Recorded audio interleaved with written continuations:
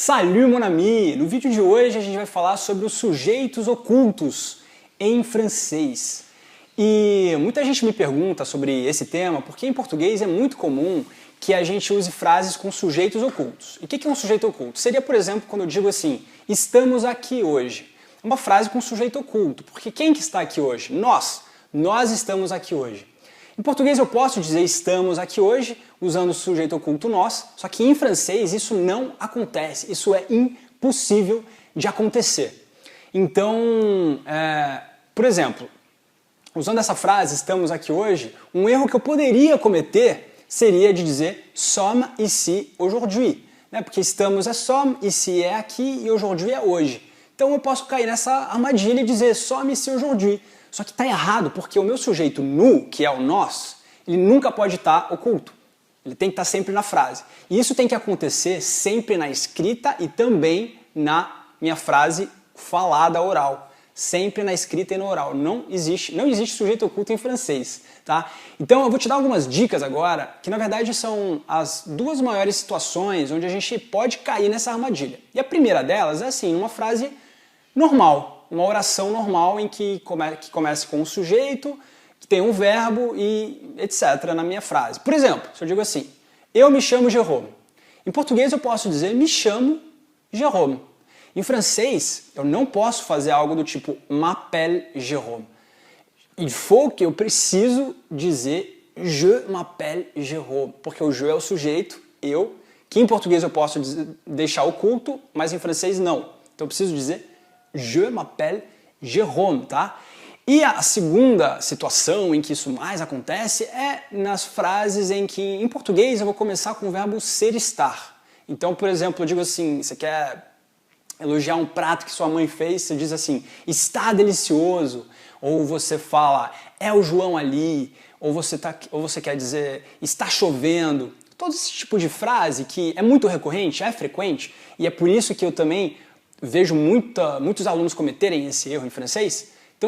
Então, assim, uma dica que eu vou te dar para esse tipo de situação é você pensar em inglês. Então, se você sabe um pouco de inglês, você sabe que tem uma palavrinha ali, que é o it, em inglês, que você usa, por exemplo, nessa frase. Quer dizer, está delicioso.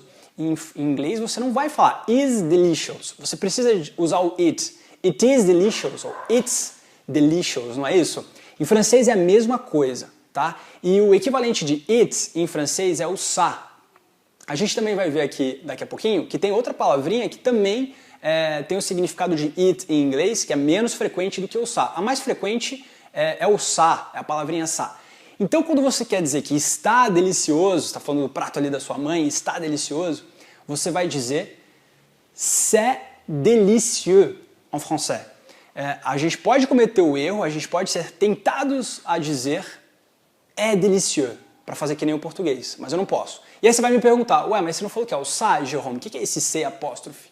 É que na verdade aconteceu uma elision, que é o encontro das duas vogais em francês, eu tiro a primeira vogal e coloco apóstrofe no lugar, só isso. Então eu digo c'est délicieux. Outra situação, é o João ali. Então em francês você pode cair na tentação, na armadilha de querer dizer é Jean là-bas, é Jean là-bas. Em inglês eu também não posso dizer is John there, eu preciso dizer it is John there or it's John there. En français c'est la même chose, eu vou dizer c'est Jean là-bas e não dizer é Jean là-bas. Mesma coisa do que a situação aqui anterior.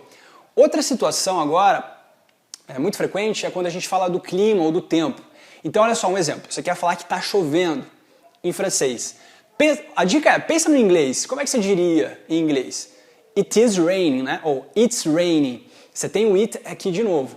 Então, em francês você também precisaria usar esse it. E aqui você pode cair na armadilha de querer dizer... então o verbo chover é pleuvoir e a gente diz il pleut. A gente não fala ça pleut. Apesar de que a gente pode cair nessa armadilha. Porque existe um segundo termo em francês, que é o il, e que tem também o significado de it em inglês. E a gente usa ele em algumas situações no lugar do ça. É, por exemplo, o caso quando a gente fala do tempo. Então, no caso de está chovendo, em francês a gente fala il pleut. Eu não posso dizer pleut sozinho. Mesma coisa, está quente, il fait chaud. It is hot, it's hot, il fait chaud, en français, d'accord? E tem também, quando a gente fala do tempo, né? Você quer saber que horas são, e você quer falar assim, são 7 horas, por exemplo. Em inglês vai falar it is 7 o'clock, it's 7 o'clock. Mesma coisa então em francês, eu vou dizer il est 7 heures. Mesma coisa, não falo c'est 7 heures, apesar de que eu posso cair nessa tentação, preciso usar o il também aqui. Il est 7 heures, ok? E aqui uma outra dica para você também não cair mais nessa armadilha é de você saber então que até pode acontecer de você ver uma frase em francês começando com o verbo. Só que só tem 2 situações em que isso pode acontecer. Ou a frase está no imperativo, e aí uma frase, por exemplo, assim, quando você dá uma ordem, né, imperativo, você diz assim, vá buscar a Marie, vá buscar a Maria. Então em francês você vai dizer também, vá chercher Marie, vá chercher Marie. Frase começa com o verbo, né, que é o aller, que está no imperativo, vá chercher Marie. E em situações em que você está numa frase interrogativa, e aí você faz inversão de sujeito-verbo. Por exemplo, você pode buscar a Maria? Em francês eu posso dizer peux-tu aller chercher Marie? Peux-tu aller chercher Marie? Então também a frase começa com peut, que é o pouvoir, né, o verbo pouvoir, que está aqui conjugado. Então essas são as únicas situações em que você pode ver uma frase em francês começando com o verbo. Ok? Então no vídeo de hoje a gente viu as situações aí mais corriqueiras, onde a gente pode achar que eu posso construir uma frase sem sujeito em francês, e que eu não posso na verdade, e as únicas 2 situações em que você pode ver de fato uma frase em francês começando com um verbo, que é no imperativo e que é na interrogação, com sujeito e verbo invertidos. Esse foi o vídeo de hoje, a gente se vê agora no próximo vídeo. Salut et à bientôt!